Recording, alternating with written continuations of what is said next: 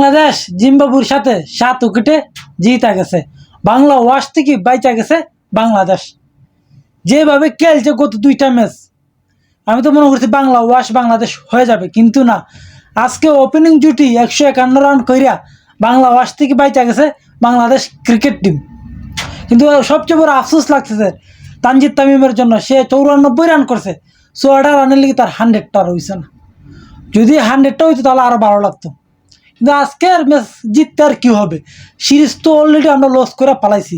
যদি আমরা গত ম্যাচটা জিততাম তাহলে আজকে যেভাবে খেলছি তাহলে আমরা সিরিজ উইন হয়ে যেতাম। কিন্তু না, আমরা এমন একটা সময় কামব্যাক করছি যে এই জিতার কোনো মূল্যই নেই। কিন্তু মূল্য একটা জায়গাতে আছে, যে বাংলা ওয়াশ বাংলাদেশ হয়েছে না এই জায়গাতে। দেখো আজকে আমাদের বাংলাদেশের বোলাররাও যথেষ্ট পরিমাণে ভালো বোলিং করছে, বোলিং করে আটকায় দিয়ে দিচ্ছে।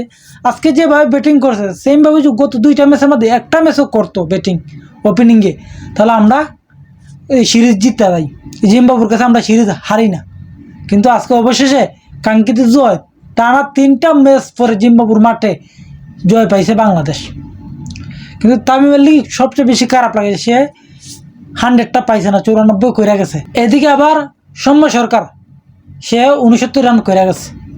আমি তো ভাবছি দুজনে মনে করো 10 উইকেটে জিতাই দিয়ে দেবে বাংলাদেশকে, এমন অবস্থা সেরেছে। কিন্তু না, যখন সৌম্য সরকার আউট হয়ে গেছে, নাজমুল হাসান শান্ত আইছে, এরপরে আমি ভাবছি যে তানজিদ তামিম 100টা হয়ে যাবে।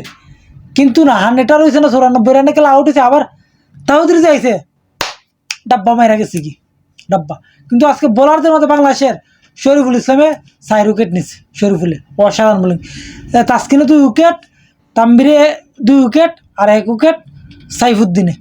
মানে বলে আমাদের যথেষ্ট পরিমাণে ভালো। প্রত্যেকটা ম্যাচে আমাদের বোলিংটা লইয়া কোনো কথা কওয়া যাবে না, কিন্তু আমাদের ব্যাটিং আরও ভালো করতে হবে। এই 1 ম্যাচ দেওয়া হবে না। এই 1 ম্যাচ কোনো মতো লাগিয়ে গেছে, আল্লাহ জানে কীভাবে এই 1 ম্যাচ খেলছে আর 1 ম্যাচ জিততে গেছে, সেটা কিন্তু আল্লাহ জানে। আর বাংলা ওয়াশ থেকে বাংলাদেশকে বাঁচাই দিয়ে দিচ্ছে।